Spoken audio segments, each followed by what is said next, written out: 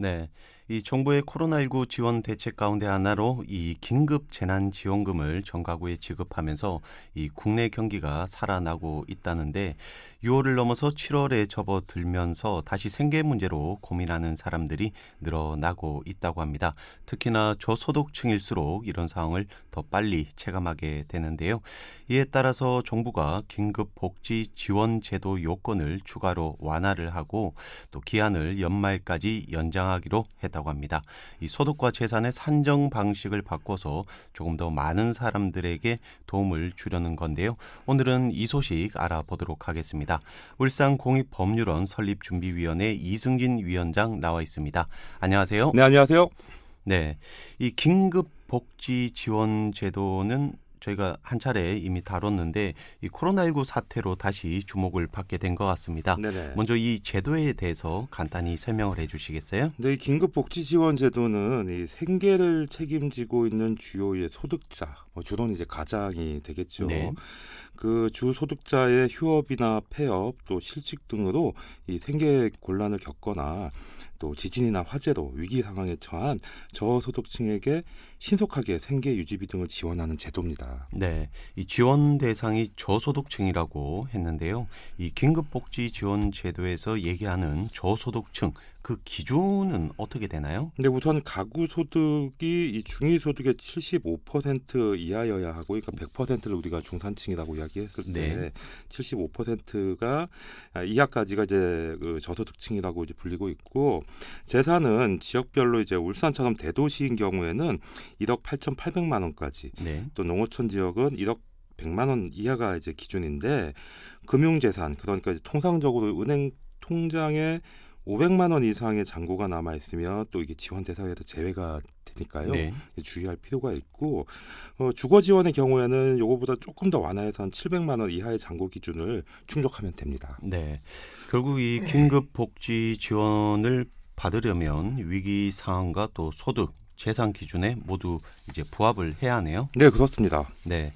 이 긴급복지 지원 제도가 기존에 있던 복지 제도긴 한데 이번 코로나19 사태를 계기로 해서 지원 기준을 조금 더 완화하겠다 뭐 이런 거네요. 네, 맞습니다. 결국 정부가 이 코로나19 사태에 따른 이 사회 안전망을 확충하겠다는 것인데, 이는 이 2020년, 그러니까 올해 하반기 경제정책 방향의 일환인 것으로 좀 알려져 있고요. 네.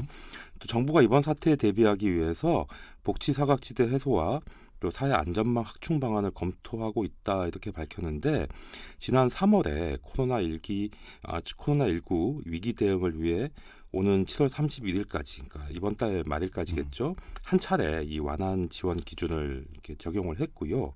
그걸 다시 추가로 완화하고 기한도 12월 말까지 연장하기로 한 것입니다. 네. 그럼 이 재산 기준부터 알아볼까요? 그동안에는 이 실직하거나 이 사업이 부진해서 생계가 어려운 사람이 긴급복지를 신청하면 이 지원을 받기가 쉽지 않았었습니다. 네. 이 긴급복지를 받으려면 이 위기에 처하고 또 소득이 기준 중위소득의 75% 이하여야 하고요. 또 재산 요건이 맞아야 하기 때문인데요. 이 울산 같은 이 대도시 주민 경우에는 금융재산이 500만 원 이하여야 되고, 또 금융재산을 포함한 전체 재산이 1억 8,800만 원 이하여야 한다고 아까 말씀드렸잖아요.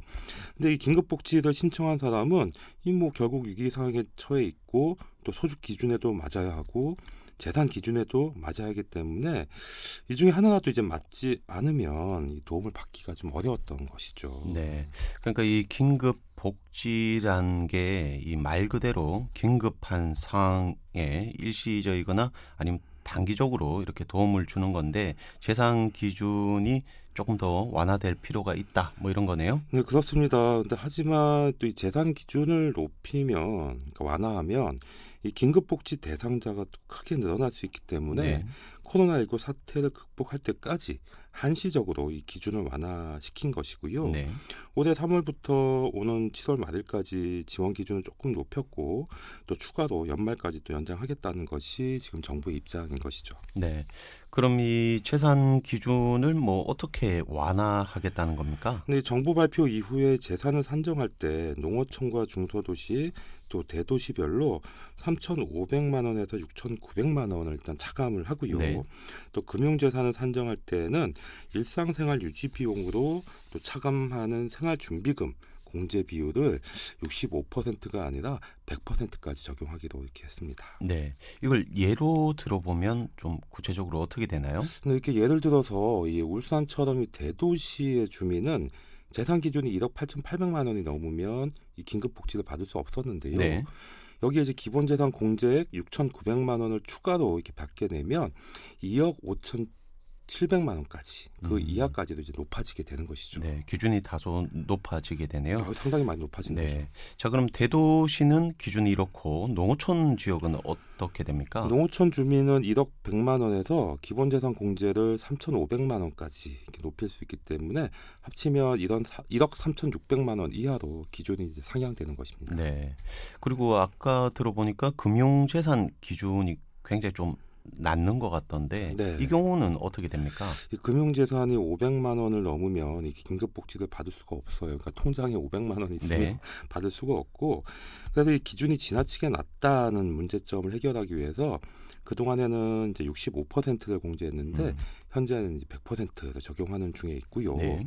금융재산이 어느 정도 있어도 전체 재산이 요건에 맞고 소득이 낮으면 긴급복지를 받을 수 있도록 한 것입니다. 이렇게 이 금융재산을 완화시킨 이유는 이 위기를 이유로 적금이나 보험을 또 해약하면 네. 최종적인 위험 대비책이 사라지는 일들이 다반사이기 때문인데요. 이로 인해서 이 재산 기준은 약 35%, 금융재산 기준은 61만 원에서 258만 원까지 완화되는 효과가 있을 것으로 지금 보여집니다. 네. 이 뭐 적절한 시기에 저소득층에게 도움이 될 수 있는 정책이 나와서 다행이긴 한데, 자, 그런데 이 코로나19 사태 이후에 이 소득 불평등이 더 심각해졌다. 뭐 이런 네네. 지적이 많아요. 네, 맞습니다. 이 정부가 긴급복지 지원제도 요건을 추가로 완화하고 이 기한을 연장하겠다는 배경에는 네. 이 저소득층에 집중된 타격과 또 소득 격차의 확대가 있기 때문인데요. 통계청이 최근 발표한 이제 작년 4분기 네. 가계 동향 조사 결과를 살펴보면 2인 가구 이상의 명목 소득이 월 평균 477만 2천 원으로 전년도 같은 분기보다 3.6%가 늘었습니다. 네.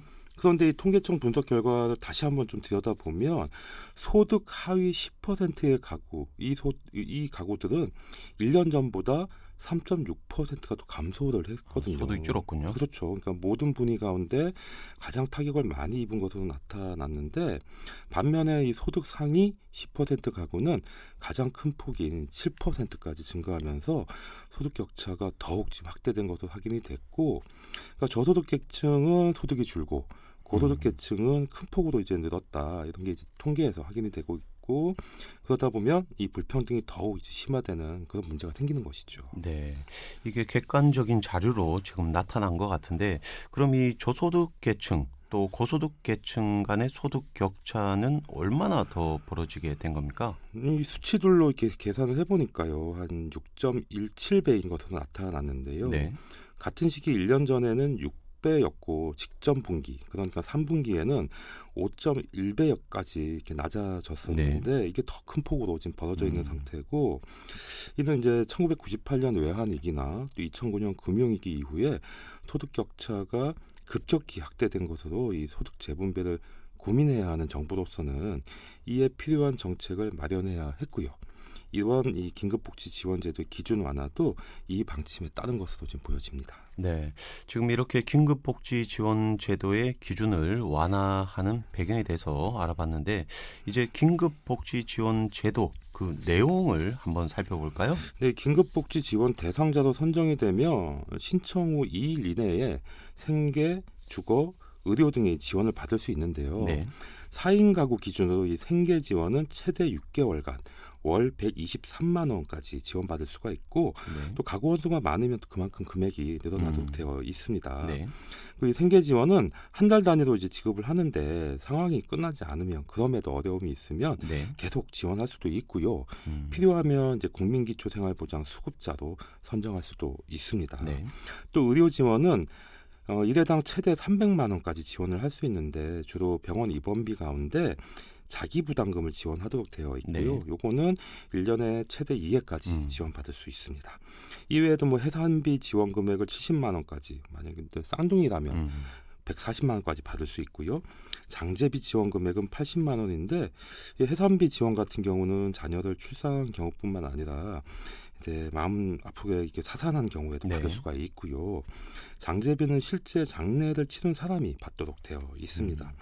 또 이 밖에도 초중고등학생은 교육 지원비를 받을 수 있고, 또 동절기, 겨울철 연료비 등도 위기가구 상황에 따라서 적절하게 지원받을 수가 있습니다. 네, 설명해 주신 대로 아주 여러 가지 긴급 지원 방안들이 있는 걸 알 수 있는데요.